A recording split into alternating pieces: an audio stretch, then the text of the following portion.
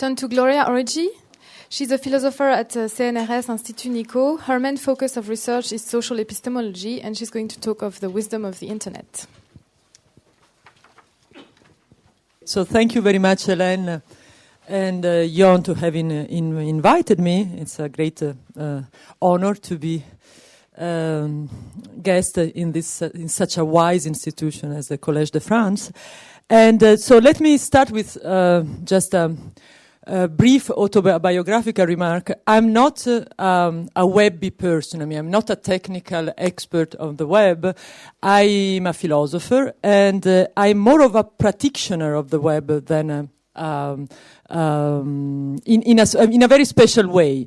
I mean, I'm not just a user of the web. I developed a series in the last let's say 10 years, with a group of colleagues and friends. I developed a series of attempts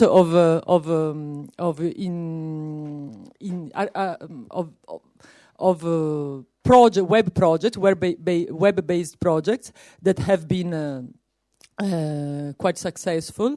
And I think, for example, a website to organize virtual conferences and other related projects. And I think that what I have developed as a particular skill is a skill of at least I think of a designer. I understood in these last 10 years, working mainly with my friend Roberto Casati, who is an ontologist and a metaphysicist.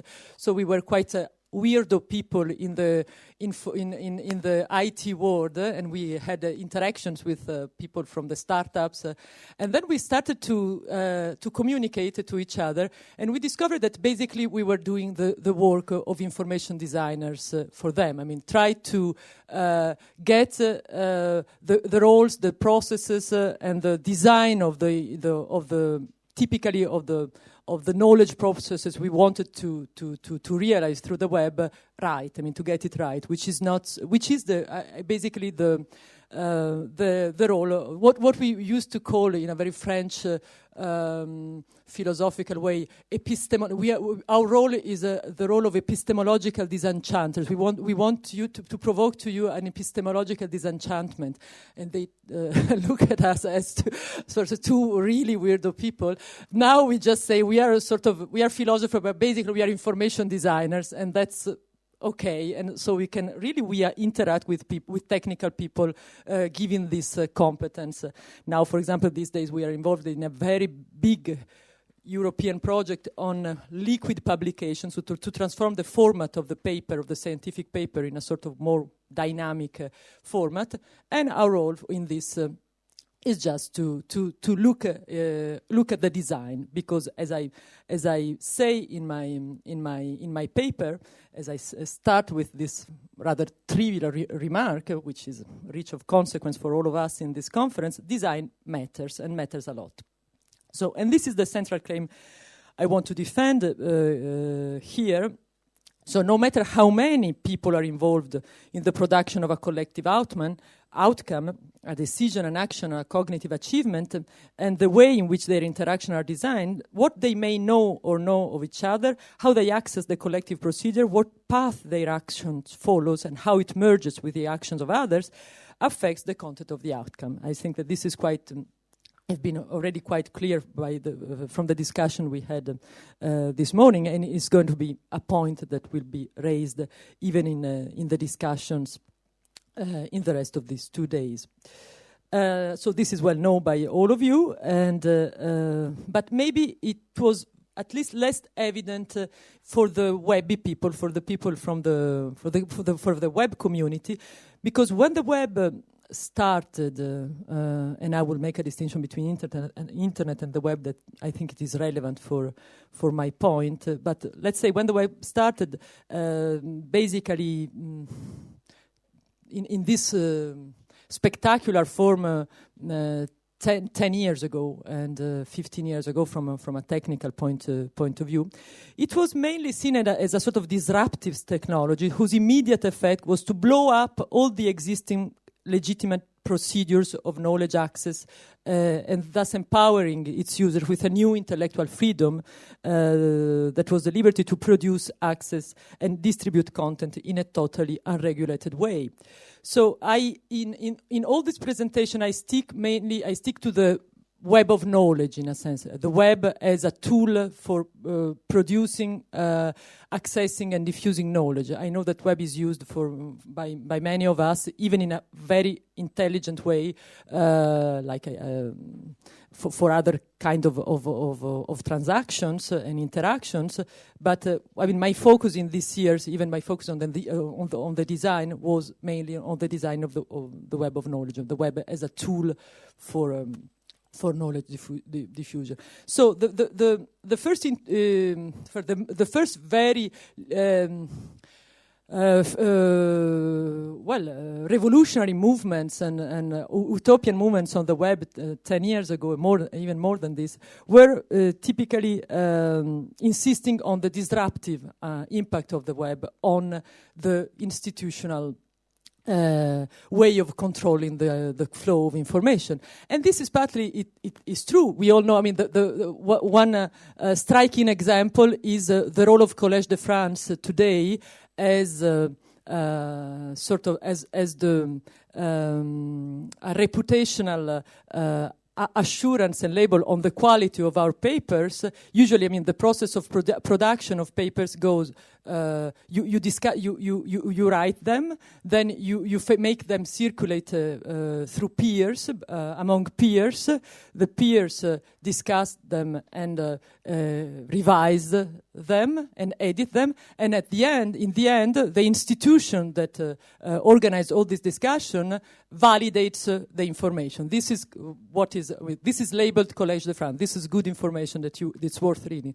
Our papers are already online. I mean, maybe someone in China this morning has downloaded my version of the paper. These are drafty versions, and you know very well that these things can be. I mean, they are in open formats that can be reused, copied, cited, even if you put on the cautionary remarks, draft, do not quote, people quote all the time stuff on the web. And so we already made, this really makes an interesting distinction on what legitimates knowledge today. I mean, we are here undertaking a process of legitimation of knowledge in the sort of traditional way, while our stuff, the stuff we have to legitimate, is already outside with potentially infinite, not infinite, but very very large audience that can read it. So this is true. I mean, the web was really a disruptive technology on the circulation of knowledge, but still. Methods of tapping into the wisdom of the crowds on the web are many, very different from one from each other, and more clearly differentiated that it is usually acknowledged. For example, in the Wisdom of Crowds book that we all are mentioning, even if the author is absent, Surovicki says that at a certain point he says, in the end, there is nothing about a future market that makes it inherently smarter than, say, Google. They are all attempts to tap into the wisdom of crowds, and that's the reason why they work. So yet sometimes the devil is really in the details, and the way in which the wisdom of crowds is captured make a huge difference on its outcome and its impact in our cognitive life. So the design question I'm putting forward today is particularly focused on the design of internet-based, let's say, knowledge, wisdom, collective wisdom system, and it is the following. So how can people and computers can be connected so that collectively they act more intelligent than any individual's group of computers? So I will provide some technical, brief technical in the sense of really of the design description of different models of collective intelligence in the web, and then I'll argue that this system work because of their very special way of articulating individual choices and collectively filtered preference on one hand, and human actions and computer process on the other. And I will then conclude, if I have the time, by some epistemological remarks about the role, and this is a part of my work in social epistemology that is not connected only with the web, but also the role of ranking and rating systems in our epistemic practices today. And I argue that the success of the web as an epistemic practice is due to its capacity to provide not so much a potentially infinite information storage, which is of course is true, but also a giant network, a giant reputational network, a network of ranking and rating system in which information is valued as long as it has been already filtered by other people. And this is really something that strikes me as very typical of modern or informationally overloaded societies, not only on the web, but even in other practice. Another observatory that I have in mind is scientific evaluation practices. It's something and peer review practices, that is something that interests me from an epistemological point of view, another subject of my research, would say. But I would say that this is a sort of maybe a grand claim, but we can discuss it further. It's quite central on my way of approaching these issues, is that an information age is being replaced by a reputation age, in which the reputation of an item, that is how others value and rate the item, is the only it's gonna be, it is already in many cases, but it is going to be the only way we have to extract information about it. And so I see this passion of ranking in collective wisdom as such a central feature that I'm tempted to add it as a condition in the list of conditions that Surjovicki imposes on a characterization of wise crowd. So he talks about diversity of opinion, independence, decentralization, and aggregation. And I will add a presence of a rating device, which is surely true for the web system, but of course it's not maybe so easily extendable to other systems. So the fact that each person should be able to produce a rating hierarchies, rely on past ranking system, and make, at least in some circumstances, his or her rating available to other persons. Of course, this opens the epistemological question of the epistemic value of these rankings. That is, to what extent their production and use by a group changes the ratio. This is the epistemological question, the normative epistemological basic question, how a device changes the ratio between truth and falsities produced by a group. And individually, how an awareness of ranking should affect a person's beliefs. After all, even if I was very pleased to learn this morning, and even in prediction in futures markets, biased information is valued because it is individually biased. I mean, the fact that there exists bias is something that augments, in a sense, improves the functionality of the system. And this is very interesting. But I mean, we don't have such a theoretical framework to explain to this. Of course, rankings are biases. I mean, and a bias in judgment. So the epistemic superiority of a biased judgment is, of course, in need of justification. Moreover, as this joins some of the fears that Daniel put forward in his paper, these rankings are the result of collective human registered activities with artificial devices. And the control of the heuristics and techniques that underlie these dynamics of information may be out of sight or incomprehensible for the user, who finds himself in the very vulnerable position of relying on external sources of information through a dynamic web-based channel of communication whose heuristics and biases are not under their control. For example, that companies used to pay to be included in search engines was in 2002 unknown to almost 60% of the population in the United States. So it came out as big news. I mean, And it was thanks to an intervention of the American Federal Trade Corporation, which wrote in 2002 a public recommendation asking to search engine companies to disclose paid link policies and clearly mark advertisements to avoid user confusion. That some of this uncontrolled process was put under control. So there are a lot of questions that will probably remain unanswered in my presentation, but that I just want to raise at the beginning. So why do people trust these rankings, and should they? Why should we assume that the collective filtering of preference produce wiser results on the web? And what are the heuristics and biases of the aggregating system of the web that people should be aware of? I endorse here a socio-epistemological approach to this question, which is my approach in my research. And although in this paper I will explore more the descriptive side of these questions by showing examples of web devices that realize collective intelligent processes, let me introduce these examples, this discussion, by some general epistemological reflection that suggests also a possible line of answer to this, to the normative question: should the people trust the rankings? How should they be aware of the heuristics and biases of these systems? So, as I said, in my view, in an information-dense environment where sources are in constant competition to get attention, and the option of the direct verification of the information is simply not available at reasonable cost, evaluation and rankings are epistemic tools, cognitive practices that provide an inevitable shortcut to information. So we cannot get rid of them.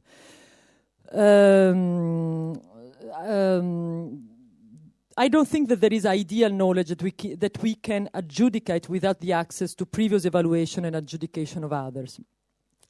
And I think that in general, the higher is the uncertainty, as it is in the web, on the content of information, the stronger is the weight of the opinion of others in order to establish the quality of this content. But this doesn't make it necessarily more gullible. As epistemic agents, we have the epistemic responsibility when we deal with this reputational device to be aware of the biases that the design of each of this device incorporates, either for technical reason or for sociological and institutional reason.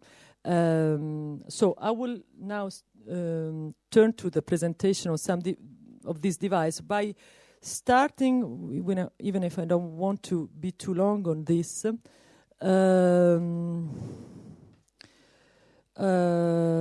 at least with a brief, but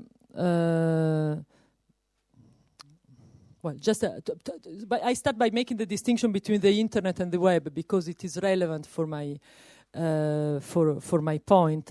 You know the distinction between the internet and the web. Maybe now it's common knowledge, but still, I mean, the internet is the internet is a network whose beginning go back. It's much older than the web. Its beginning go back in the 60s when American scientists at AT&T and Rand and MIT and also the Defense Communication Agency started to think of an alternative model of transmitting information through a line in order to make a network less fragile.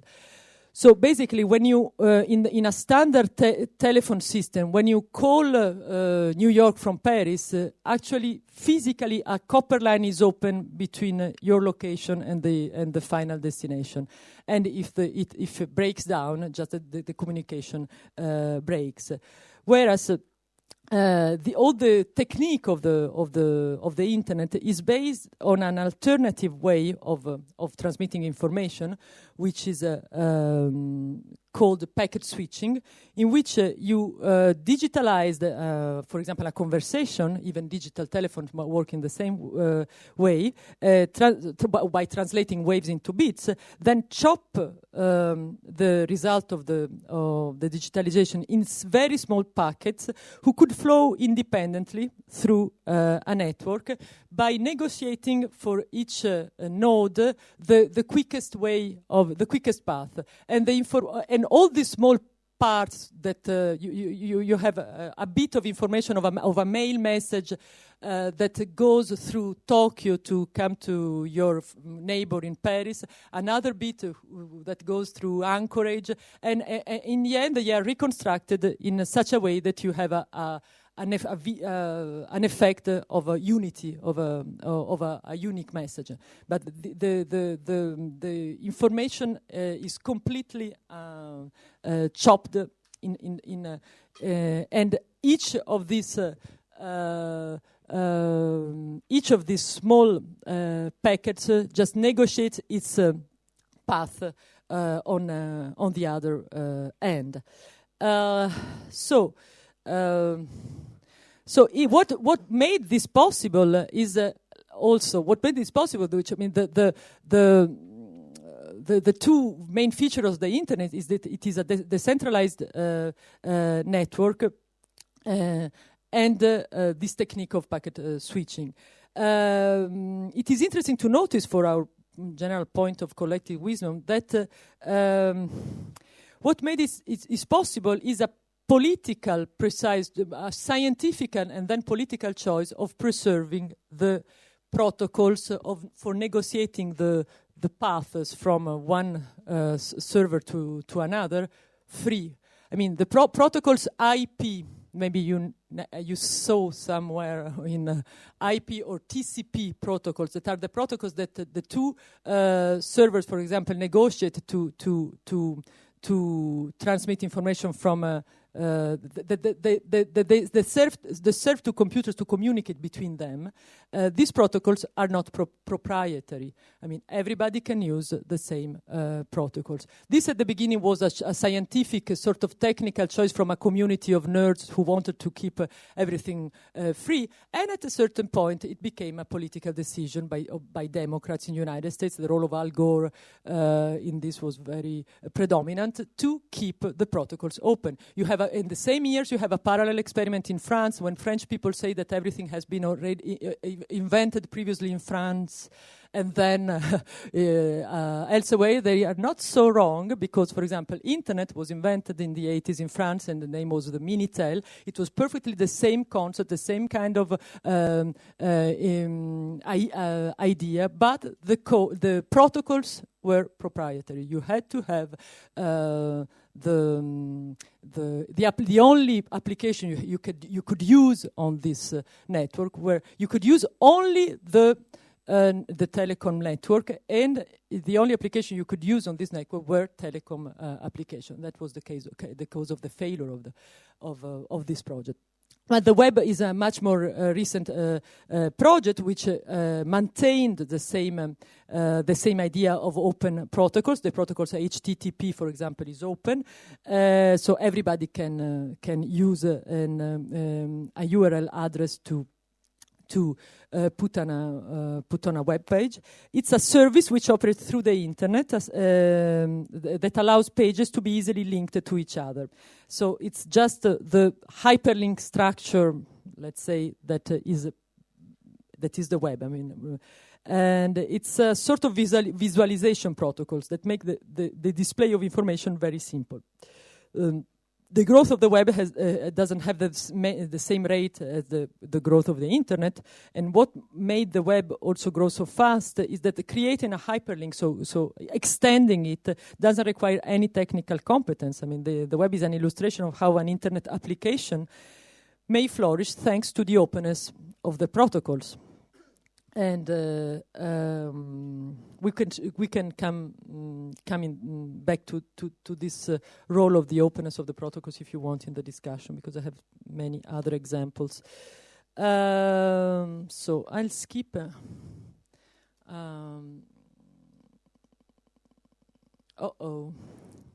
Come to the snails. Okay. So as I said. What I wanted to claim is the web works so well as a tool for collective intelligence because of two special ways of articulating first individual choices and collective filter preference on one hand, and second human action and computer processes. So. What is unique of the web? And this is really unique. I mean, there were no examples before, maybe just in the animal work, is that the action of the users leave a track on the system that it is immediately reusable by it. Like, for example, the trails that snails leave on the ground because that have an information, I discovered an informational content. I mean, they reveal to other snails the path they have followed. So they create a sort of collective intelligent process. And maybe most familiar are the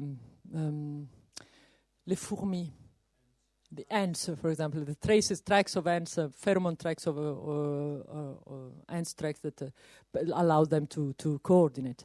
So the combination of the tracks of the different pattern of use may be easily displayed in a rank that informs and influences future preference and action of the users.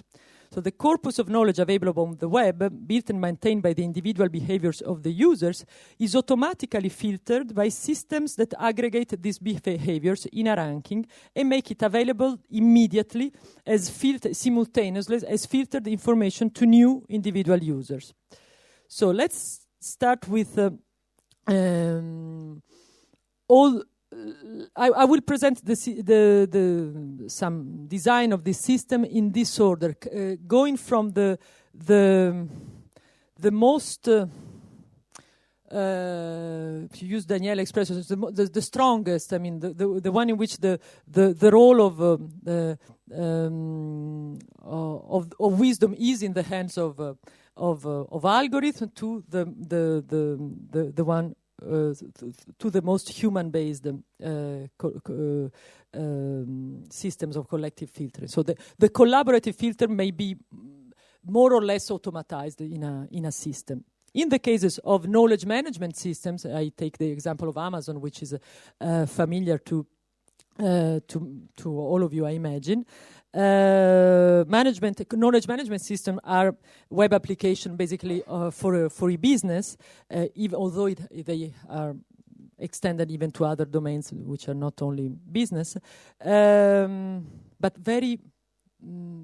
not so much. I mean, which is a pity. I mean, part of my work in these domains, like rethinking the academic papers on the web, etc., is just exactly to try to find how these tools can be used in a less commercial way, also to empower our other practices like knowledge practices on the web.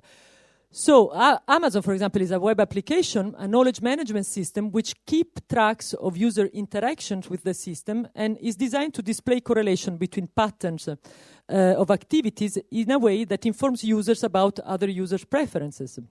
The best known, no, I don't have it. Yes, it's here, but it's cut off. This is maybe the best known collectively filtered feature of Amazon, which is a customer who buy this item and buy also this other item, but you cannot see the two items here. But apparently, customer who buy the Wisdom of Crowds buy also the Super Crunchers book. What is interesting about this simple feature is that it is not produced by the marketing office of Amazon.com, but in a bottom-up. 2 minutes left. Wow. I will need 5. But in a bottom-up way, in which an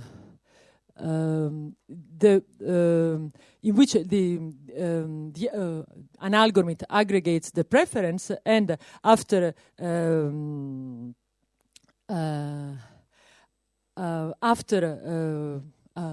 when they attain when the algorithm sort of registers a lot of patterns of activities on the website by different users. When these patterns attain, for example, in this case, a certain threshold, they are coupled together. So you can have this seems a sort of also reasonable association. But when you start to interact with this system and you buy very different products, you can have also weirdo associations, like customer who buy, I don't know, Bach cantate buy also, I don't know, the wisdom of Christ. Yeah, I don't know. Yes, things that don't intuitively match so easily. So the classification and rankings that are created in this case are not based on previous knowledge on habits and customs of users, but on the emergence of significant patterns of aggregated preference through individual interaction with the system. Of course, biases are possible within the system. The weights, for example, associated to each item and to make it emerge can be fixed in such a way that some items have more chances to be recommended than others. Typically, newest items have more chances to be recommended than the oldest, newer than the older one. Well, I'll go through other classes of system. One that we have discussed already is the page rank system, which is at the heart of Google. So what was special with Google in comparison with first generation search engines like AltaVista or Lycos is that there were results, mathematical results in the early 2000s, end of the 90s and early 2000s about the structure of the web, in which it was discovered that the web was basically a social network, and that the structure of links between a site among sites contained a lot of information about preferences and behaviors of the users. Basically, what does PageRank do? PageRank interprets a link from a page A to a page B as a vote that the page A expresses toward page B. But the web is not a democratic network, so votes don't have all the same weight. Votes from certain sites called hubs. Hubs are big sites and authoritative sites that send many links to other sites, have much more weight than others and reflect, in a sense, hierarchies of reputation that exist outside the web. And so PageRank extracts authorities which are not the most popular site, but the most authoritative. That is the one that have received the largest numbers of votes from hubs, from authoritative sites. So the disparity of weights is what creates the reputational landscape that informs the result of a query. So the PageRank algorithm is now nourished by the local knowledge and preference of each individual and users, and it influences them by displaying a ranking of results that are interpreted as a hierarchy of relevance. Note that this system is not a knowledge management system. The PageRank algorithm doesn't know anything about you, your particular pattern of activities, and a click from a page to another is completely opaque information for it. Still, the two systems are comparable from the point of view of the design, because neither requires any cooperation between agents in order to create a shared system of ranking. The collaborative aspect of the collective filtering is more in the hands of the machines than of human agents. Okay, let's say there are many biases and fears of biases on the search engines system that we can come up, and we can go back to this in the discussion. But of course, I mean, there are systems, the collaborative filtering system that requires much more active participation to a community than what is needed in these examples. Take, for example, eBay. eBay is called a reputation system. Reputation systems are a special kind of collaborative filtering algorithm that determines ratings for a collection of agents based on the opinion that these agents hold about each other. A reputation system collects, distributes, and aggregates feedback about participants' past behaviors. And eBay works basically just in terms of reputational feedback. And buyers and sellers know very well that reputation has really a commercial value on eBay, and which is a huge space of commercial interaction, but it is very uncertain. No physical encounters, no chance to be in touch with people directly. So. Reputation is a measure of information which is really valued, and there are a lot of transactions that are made on eBay just to gain a good reputation. In this case, the collaboration is active. I mean, you need the human the human intentions really to put on to give a feedback, but I mean. It's not just for altruistic motivation. I mean, the way in which it is enhanced is by sanctioning people who don't collaborate to the system. I mean, you are forced, if you want to play the game, to leave a feedback.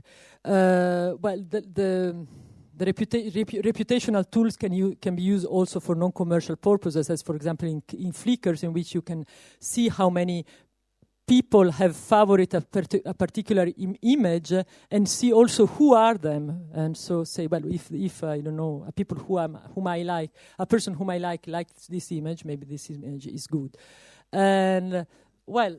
A much more cooperative system is Wikipedia. This the fact that I choose my own name is it's just to ask the question of the reliability of Wikipedia as a source of information. So in this case, for example, in projects like Wikipedia or open source software like Linux, the cooperation is still more important. I mean, these are really communities of amateurs, maybe instead of experts, people who love what they do and decide to share their knowledge for the sake of the community. So biases on these systems are a lot. I won't discuss here biases on Wikipedia. I've discussed this question elsewhere. But let me just mention that the discussion goes on. Larry Sanger, who was one of the founders of Wikipedia, has promoted an alternative process, which is an alternative project, which is called Citizendom, which endorses a policy of accreditation of authors. So self-promotion, ideology, target attacks on reputation may, of course, act as biases in the selection of entry. But still, as we know, Wikipedia has revealed quite reliable. I mean, in 2005, it was there was a report on Nature that reported exactly that Wikipedia was no less reliable than the Encyclopedia Britannica. So the list can go on. I have other examples. But the point that I want just come back very briefly in the end is that the difference in the design end up in deep differences in the kind of collective communities that are generated by the IT. Sometimes the community is absent, like in the case of Google. Sometimes the community can be normatively demanding, like in the case of eBay. If the new collective production of knowledge that the web makes possible should serve as a laboratory for design better collective procedures for the production of knowledge or wise decisions, this difference should be taken into account. And I would like also to come back to some epistemological remarks, but I will keep it for the discussion. I'm sorry for having been so long. My name is Scott Page, and so first, what she's doing here, I think, is really important. There's a recent article by Eleanor Ostrom in Science, which she calls Beyond Panacea, and she argues that when we think of collective action problems, we shouldn't think of sort of there's only one collective action problem and therefore only one solution, but instead we need to sort of embrace the particulars of each case and think about how design matters as a function of the context. And I see this paper as strongly in that tradition. So just briefly, what the paper does is she describes certain collective wisdom systems. She explains how they work through articulated search and combining information. And then she has some remarks about ranking and whether they're wise and accurate and whether biases exist. I want to highlight one quote from the paper about collective memory and culture. As many of you know, there's, I think, several hundred working definitions of culture. Here's another one, but this is a good one, so it's worth talking about. She says, culture to a large extent consists in the conception, organization, and institutionalization of an efficient meta-memory, i.e. a system of rules, practices, and representations that allow us to usefully orient ourselves in the collective memory. So she's thinking of the web here as a repository of what we know in a very particular way, and I'll get back to that in one of my questions. So what she lays out, and I think this is actually a nice framework, is 4 different types of aggregation design. One is knowledge management. So these are things like Netflix, Amazon, Bix, and Opinions, where it basically talks about X% who bought this. So when my book first came out, it turned out a lot of people who bought my book also bought The Wiggles Live because it came out at the same time. And many academics have young children, which not quite sure what that meant. Page rank is another type of thing. This is through Google and Yahoo. Reputation systems like eBay. And then collaborative open systems like Threadless. How many know Threadless? This is a great, people design T-shirts on the web, and then you vote for which one you think is best. So there's both sort of collective production through the making of the T-shirts and refinement, and then there's prediction on which ones will sell. Okay. The biases she talks about in each one of these cases, within knowledge management, there's the possibility of path dependence. I'll talk about that in a minute, as well as manipulation. In PageRank, there's also path dependence and manipulation, and there's a problem with limited depth of search for links. So if people really search the web widely, you're going to get a lot of depth in the searches, and the page ranks will come back really accurate. But if people are fairly naive and only look in a couple places, you actually won't get very effective page ranks. With reputation systems, again, there's manipulation by cloning and by buying and selling from self. And in these sort of collaborative open systems, there's a problem with self-promotion, and there's a huge problem with modularization. If the problem isn't modularized in the right way, open source systems typically don't work. And up till now, there hasn't been really much success at sort of decentralized modularization. In fact, Paul David, Karen was there as well at Oxford, Paul David argued that almost all the great successes in open source software came out with some very bright person at the first step modularizing the problem in the right way. So I'm going to ask a series of 6 quick questions, or maybe 7, or maybe 10. I don't know how many I've got here. The first one is, she started out by sort of saying, here's 4 different types of systems we have. An alternative way to think about this would be more from a mechanism design perspective to say, can we map the nature of the task to the optimal design? So start out as your primitive, what is the nature of the task that's before us? And then ask, given that task, can we, in some sense, construct the optimal mechanism? So are we filtering information? Are we gathering data? Are we computing similarities? Are we solving a problem? Are we modularizing a task? Are we articulating a vision? So it's sort of flipping the problem around. And this is sort of the tradition of mechanism design. The other way is probably more of the tradition within business schools. Second question is, often no one-dimensional ranking exists. We all know this from social choice theory. It's also true in competitive games like Colonel Blotto games. And what the web typically does is compresses this to 1, right? So Google lists things in 1 dimensions. People have reputations from 1 to 5. There's a question of when should we compress to 1 and when do we sort of embrace the complexity that I think at the moment, I should come clean on this. I do some consulting for Yahoo, and I've spent some time at Fortress Google.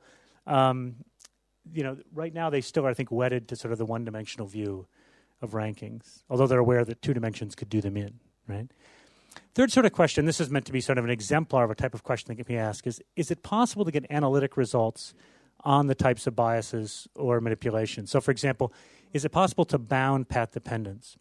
So this chart is some work I did with a grad student, P.J. Lamberson, who'll be at MIT next year. We said, let's suppose you just got an EARN model where you're picking out red and blue balls. But the way it works is if you pick out a red ball, you put in 1.2 red balls. And if you pick out a blue ball, you only put in 0.8 blue balls. Well, so the red balls are better. So you'd think, oh, for sure the red balls will win out. Well, here's a million trials, and you can't see this very well. Actually, you can't really see it at all. But what happens here is, it's very interesting. It's obscure. But basically, only about 45% of the time is it the case in a million draws that the red balls completely take over. And so one of the things is when you think about these systems where people are referring and and you've got positive feedbacks, I think we want to think about the sort of impossibility of collective wisdom in the presence of these sort of feedbacks. There's another question, which is, does individualized ranking undermine collective memory, right? So, and I'll talk about this a little bit more on the next slide, but the internet is moving towards, the web, is moving towards more individualized information, right? So my Google looks different than your Google, and my Yahoo News looks different than your Yahoo News. And if this is a repository for our collective knowledge, if each one of us has a different repository, there's a question of whether or not collective knowledge really exists. So this question of how does this cultural role work if each one of us is getting differentially organized information? Now, the flip side of that is you could ask, are there limits to individualization, right? But when you look at knowledge management or things like PageRank, it's not clear that it is limited. If I do a lot of searches, Yahoo and Google could figure out how to make my rankings individual. The same is true of reputation systems. They could learn that I care more about price than quality of good, that sort of thing. And the same thing's true with collaborative open systems. So to what extent are there limits to this? And if there are no limits, then do we run into this problem that we don't get the well-defined culture? The last two is one of the biases you didn't talk about was sort of what my colleague Paul Resnick and Lada Adamic call sort of self-confirming bias in search. So when you think about these PageRank coming in, there's a notion that everybody out there is just sort of in a rational way searching for information or in a random way searching for information and spending more time on good links and less time on bad links. But if you actually look at it, here is some work by Lada Adamic and Natalie Glantz on where people looked for political information. And she coded these red and blue, and she put for University of Michigan, she just had to put maize in there in the center, which is our school color, with the blue. But there's very few maize people out there. Most people are looking at real. So what it means by blue is, so the blue ones are conservative or liberal blogs. The red ones are conservative blogs. And what you've got is everybody's just linking. The yellow ones are links between conservative and liberal blogs. So what you've got is everybody who's reading liberal blogs is only reading liberal blogs, and everybody who's reading conservative blogs is only reading conservative blogs. And so you think about that's the information we're aggregating. So if we're asking, are we getting accurate, ranks of what's important on the web, we're not getting that from sort of diverse random searches. We're getting that from very searches that suffer from very strong self-confirming bias. Now, luckily, academics don't do this badly. They do it worse. So here's the graph on small worlds research, and the unfilled dots are sociologists, and the filled-in dots are physicists. These are all people working on research on small worlds graphs. The exact same mathematical entity, and this is the citation network, right? And my friend Duncan Watts would like to tell you that he's one of those people that does link between the two. But there's only about 3 of them. Sort of amazing, right? So again, even it's not just people sort of looking at what Hillary and Obama said. It's people doing academic research suffer from the self-conforming bias. And then the last one, which I think maybe most important, is at the end of the day, and somebody mentioned this this morning, the garbage in, garbage out. If what we expect these systems to do is come up with something collectively that's valuable, what's going in some sense, has to have had some effort, some energy, some incentive behind it. Now, I wanted to kill this slide after Daniel's talk, because in computer science, they have this. In fact, at Michigan, they even have T-shirts that say this: data, information, knowledge, wisdom. And DICWA is a sort of a standard thing that people talk about. The idea being that, in a very crude way, they think of data as just the numbers, information as those numbers coded in some way, knowledge is representation of sort of causal relationships between the things, and wisdom is sort of an understanding of which causal relationships matter. That would be their very crude way of thinking of these things. But you want to think about the distinction between aggregating and ranking existing data, information, knowledge, wisdom, and the incentives to get people to construct new ones. So there's a project called Science Commons, which is an attempt to sort of get people to bring together all sorts of scientific knowledge, and they're finding it's very difficult to get people to share new information. And in fact, you even have, this is going to sound appalling, but when people genetically engineer mice to do research, they'll kill them rather than give them to someone in another school, right, to do research on, right, which is fairly extreme, in my opinion. Let me give one case, though. Let me end on a happy note. Here's one case where it works incredibly well. The incentives just work perfectly. But what's interesting here, and I want to bring this up because it's bootstrapping incentives in a particular way. So this is a graph from Kareem Lakhani at Harvard Business School. There's something called MATLAB has a programming competition. So what they do is every month they announce a problem, which could be solve this traveling salesperson problem or solve this protein pooling problem. And what happens is individuals write programs in MATLAB to solve them. So the graph you're seeing that's going down over time is telling you the time it takes to do this, the fastest program, right? I have this in a particular font because some of the names are a little racy. They're not, they're computer scientists. But what you see here, which is really interesting, is over time, this gets much and much better. But the way this works is when you come up with a solution, you post it to the web, right? And there's two things that make this work. The first one is once you post your solution, it's public information. Anybody else can work on it. So all those tiny little improvements are literally just one person sort of coming in and changing 2 lines of code in an 800-line piece of code. So it's what you could call, in some sense, creeping. Occasionally, you see those big leaps. Those are cases where someone's come in and just completely reprogrammed a part of it. They've applied sort of a new perspective to the problem. So the fact that you've got complete transparency in what the solution is allows these things to be aggregated. The second thing that's important is there's an oracle. So when I write my code, we immediately know how valuable it is. If you tried to do this with let's design an automobile, you'd have a problem, right? Because every time somebody submitted a design, it'd be very hard to figure out the value. The third thing is, and this is what I'll end in, how is it that they create these incredible incentives? How do you get people for free to sit down and write 900, line MATLAB codes? Well, the answer is it gets you a good job. So you're sitting there as an undergrad, you're at RPI, you've got a 3.8. Well, so does 700 other people at Caltech, Illinois, Berkeley, Santa Clara, Michigan, Stanford, right? Then you say, oh, by the way, I won the MATLAB programming competition in June 2007, right? It increases your odds of getting a job. And so what you've got is they've sort of bootstrapping this idea of having a reputation, right, in order to induce the incentives. So there's places where it can work, but I think that's why I think this is such an important paper, is that at the end of the day, we can't just sort of say, oh, wow, these decentralized, algorithms on the web are going to solve everything. We have to think very carefully about the issue of mechanism design. And I think this paper is a great start. Thank you. I start from this last example. Exactly, for example, this works. This way of increasing problem solving can work for example, for the production of code.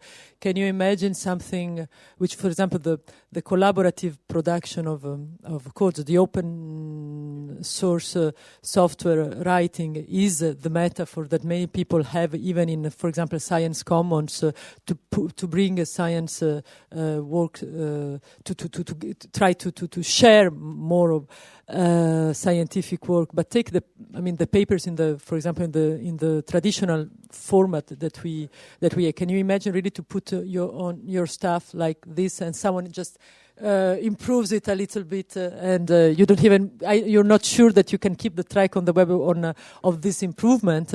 This is a really subtle question, and I really don't think that it is a good idea to keep, for example, the formats that we have in science in academia, for example, like the scientific paper.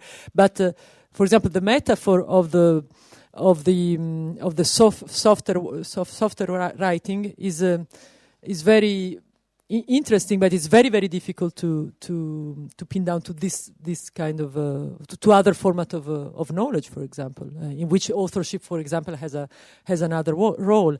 Anyway, thanks a lot for this for your comments, because I should have used your presentation for which was much better conceived.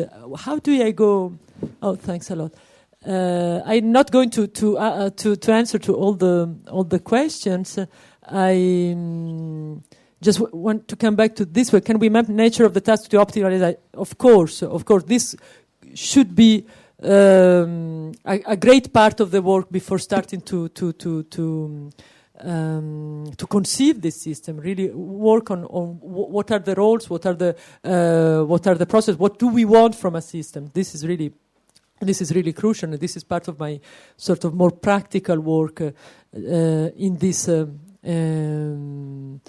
domain. This, I don't know. Of course, the presence of the complexity raises as sophistication also raises. So you may be satisfied with just one reference on a particular topic because you are a beginner, or you need a very sophisticated sort of map of reference if you're a more sophisticated, if you're not a novice. I mean, if you're so this is an interesting question, and it depends.